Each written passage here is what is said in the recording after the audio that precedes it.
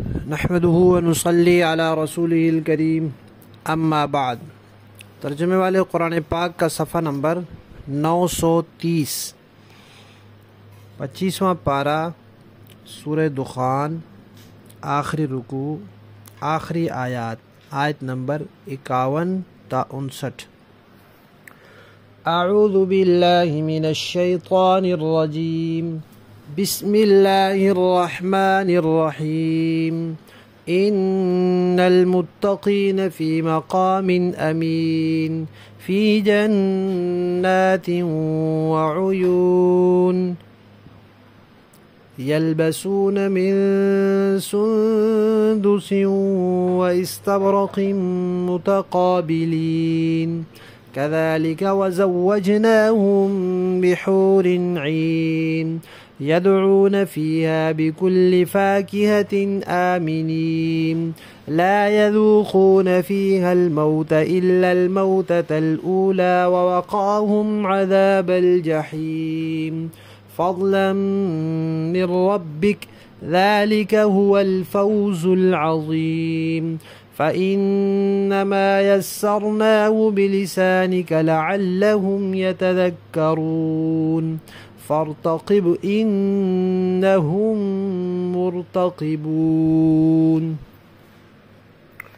صدق اللہ العظیم۔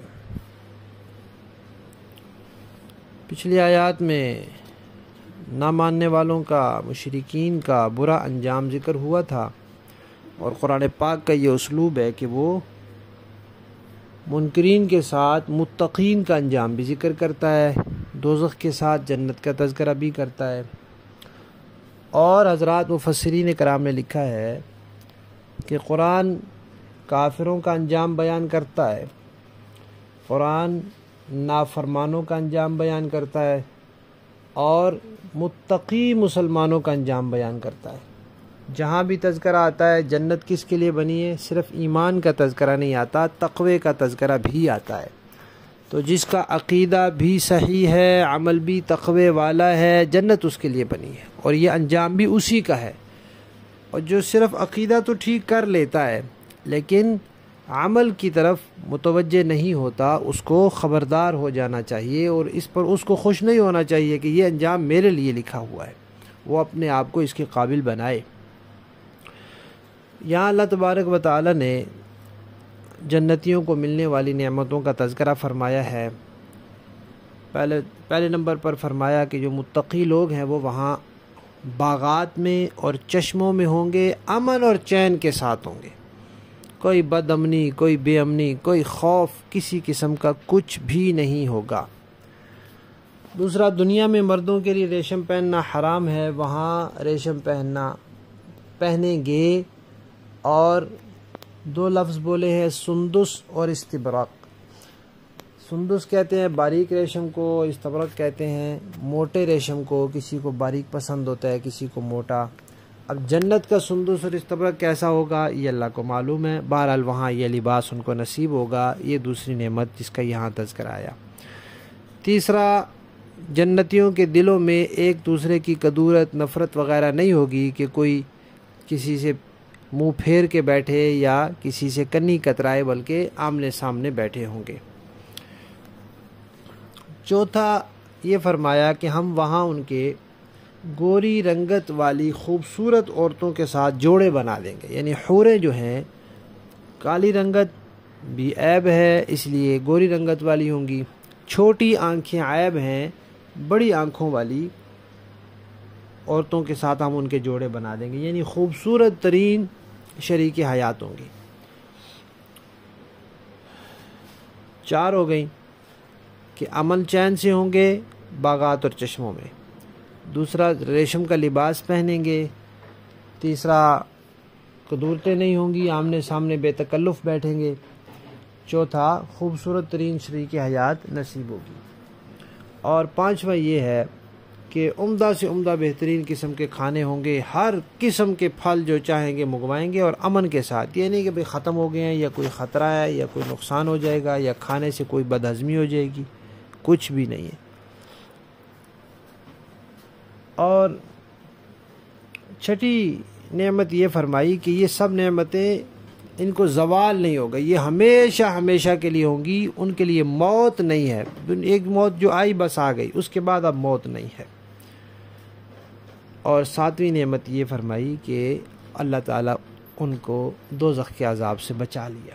یہ سب اللہ کا فضل ہے، یہ بات قابل غور ہے۔ اللہ تعالیٰ فرماتے ہیں کہ یہ فضل ہے، جنت میں جانا اللہ کے فضل سے ہوگا۔ حتیٰ کہ نبی پاک صلی اللہ علیہ وسلم سے پوچھا گیا کہ آپ بھی اللہ کے فضل سے جائیں گے؟ فرمایا میں بھی اللہ کے فضل سے جاؤں گا۔ اپنے اعمال سے انسان جنت کا مستحق نہیں ہو جاتا، ہاں یہ ہے کہ وہ اپنے آپ کو اللہ کے فضل کا مستحق بنا لیتا ہے، پھر اللہ کے فضل سے جنت میں جاتا ہے۔ اپنے عقیدہ ٹھیک کر لے، اپنے اعمال سنوار لے تو اللہ کے فضل کا مستحق ہو جائے گا، اور جب اللہ کا فضل ہو جائے گا تو پھر جنت میں چلا جائے گا۔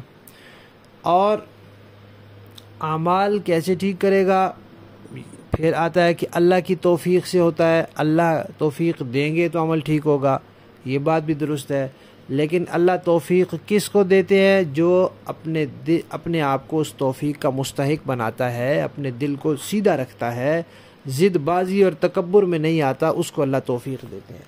تو بات بالآخر انسان پر آ ٹکتی ہے کہ وہ اپنے دل کو سیدھا رکھے، اپنے آپ کو اس اللہ کی توفیق کا مستحق بنائے اور ضد بازی اور تکبر سے بچے، تو پھر اللہ اس کو توفیق دیتے ہیں۔ جب توفیق دیتے ہیں پھر نیک اعمال کر لیتا ہے، پھر ان نیک اعمال اور صحیح عقیدے کے ذریعے وہ اللہ تعالیٰ کے فضل کا مستحق ہو جاتا ہے، پھر اللہ فضل فرماتے ہیں تو پھر وہ جنت میں پہنچ جاتا ہے۔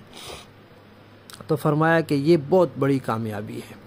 اور سورت کے آخر میں بالکل فرمایا کہ نبی پاک صلی اللہ علیہ وسلم کو مخاطب کر کے کہ ہم نے یہ قرآن آپ کی زبان پر آسان کر دیا ہے تاکہ لوگ اس سے نصیحت حاصل کریں۔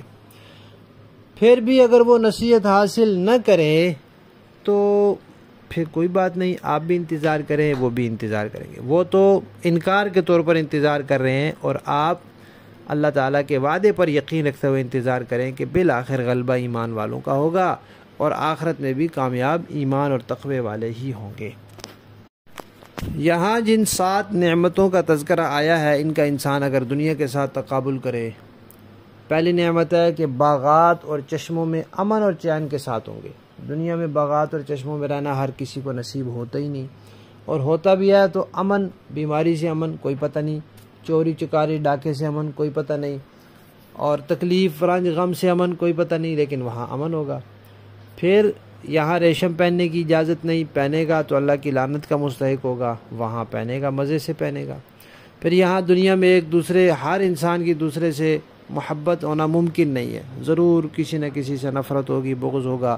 کفار سے تو نفرت اور بغض رکھنے کا حکم ہے کفر کی وجہ سے، تو وہاں یہ نہیں ہوگا، وہاں ایک دوسرے کی محبت ہوگی اور بے تکلف آپس میں ایک دوسرے کے سامنے بیٹھیں گے۔ پھر فرمایا کہ خوبصورت ترین شریکی حیات ہوگی، دنیا میں ہر کسی کو خوبصورت ترین شریکی حیات ملنا ممکن نہیں ہے، اور اگر جن کو مل جائے تو ان کی خوبصورتی کا ان کی خوبصورتی کے ساتھ کوئی تقابل ہی نہیں ہے۔ اور اگلی نعمت یہ فرمائی کہ ہر قسم کے عمدہ کھانے منگوائیں گے امن کے ساتھ۔ تو دنیا میں عمدہ قسم کے کھانے یعنی جو بندہ جس وقت چاہے اس وقت ملنا ممکن نہیں ہوتا، ضروری نہیں کہ جب جس چیز کا خیال آ جائے فوراً مل جائے، وہاں مل جائے گی۔ اور پھر جن کو عمدہ کھانے مہیا ہوتے بھی ہیں ان کو کوئی امن نہیں ہوتا کہ جتنا مرضی کھا لو کچھ بھی نہیں ہوگا، ایسا نہیں ہے، اور ختم ہونے کا بھی تو ڈر ہوتا ہے۔ اور کچھ نہ ہو تو دنیا میں آخر موت نے تو آنا ہی آنا ہے، وہاں موت نے بھی نہیں آنا، اور پھر دنیا میں رہتے ہوئے انسان کو بھی پتہ نہیں ہے کہ کس حال میں جاؤں گا، کہ پھر پتہ نہیں دوزخ سے بچ سکوں یا نہ بچ سکوں، اور وہاں جب پہنچ جائے گا تو بس پھر یہ بھی یقینی ہو جائے گا کہ اب دوزخ سے میں بچ گیا ہوں۔ تو یہ دنیا کی نعمتوں کی حیثیت ان کے مقابلے میں کچھ بھی نہیں ہے کہ انسان ان کو بھول جائے اور دنیا کی نعمتوں کے حصول کی فکر میں لگا رہے۔ اللہ تبارک و تعالی ہمیں توفیق عطا فرمائے کہ ہم جس مقصد کے لیے دنیا میں آئے ہیں اس کی طرف متوجہ رہیں۔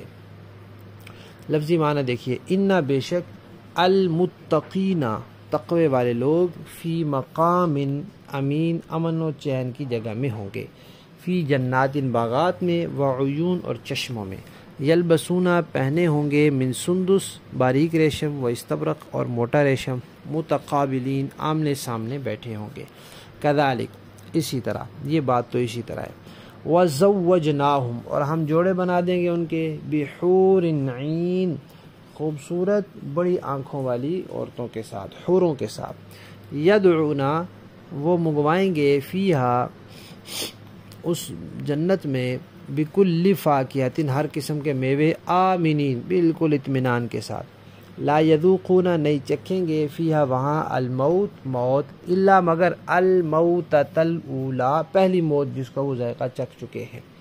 ووقاہم، اور بچائیں گے، اللہ تعالیٰ بچا لیا ان کو اللہ تعالیٰ نے، عذاب الجحیم، دوزخ کے عذاب سے۔ فضلاً، یہ فضل ہے، من ربک، آپ کے رب کی طرف سے، ذالک، یہی ہے، هو الفوز، کامیابی، العظیم، بڑی۔ فإنما، سوائے اس کے نہیں، یسرناہ، ہم نے آسان کر دیا اس قرآن کو، بلسانک، آپ کی زبان پر، یعنی جو پہلے مخاطب ہیں ان کی مادری زبان ہے، ان کے لیے آسان ہے، لعلہم، تاکہ وہ یتذکرون، نصیحت پکڑے۔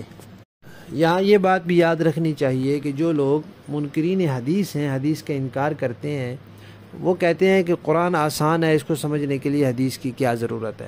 تو دیکھیں قرآن پاک نے جہاں آسان کہا ہے وہاں نصیحت کا لفظ لائے ہیں۔ ایک اور جگہ بھی ہے کہ ہم نے قرآن کو آسان بنایا ہے تاکہ لوگ نصیحت حاصل کریں، یہاں بھی ہے آسان ہے تاکہ نصیحت حاصل کریں۔ تو نصیحت حاصل کرنے کے لیے قرآن آسان ہے، لیکن احکامات سمجھنے کے لیے آسان نہیں ہے۔ ہر بندہ قرآن سے مسائل اخذ نہیں کر سکتا، یہ مجتہدین اور بڑے درجے کے علماء کا کام ہوتا ہے۔ فرتقب، آپ انتظار کیجئے، انہم، بے شک وہ لوگ بھی، مرتقبون، انتظار کر رہے ہیں۔ با محاورہ دیکھیں جی۔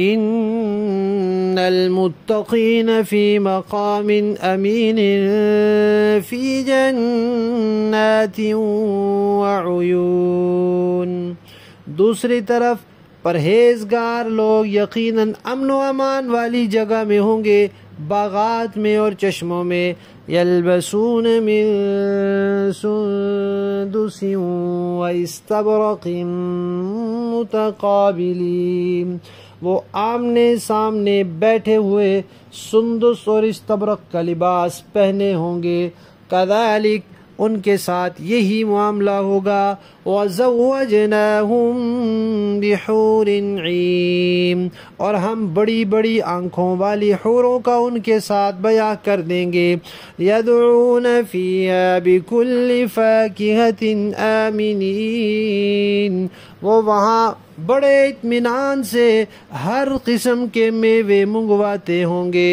لا یذوقون فیہا الموت الا الموتۃ الاولی ووقاہم عذاب الجحیم، جو موت ان کو پہلے آ چکی تھی اس کے علاوہ وہاں وہ کسی اور موت کا مزہ نہیں چکھیں گے، اور اللہ انہیں دوزخ کے عذاب سے محفوظ رکھے گا۔ فضلا من ربک، یہ سب آپ کے پروردگار کی طرف سے فضل ہوگا، ذالک هو الفوز العظیم، انسان کے لیے زبردست کامیابی یہی ہے۔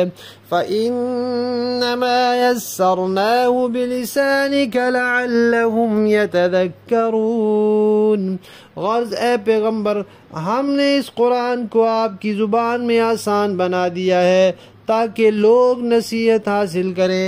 فارتقب انہم مرتقبون، اب آپ بھی انتظار کریں اور یہ لوگ بھی انتظار کریں۔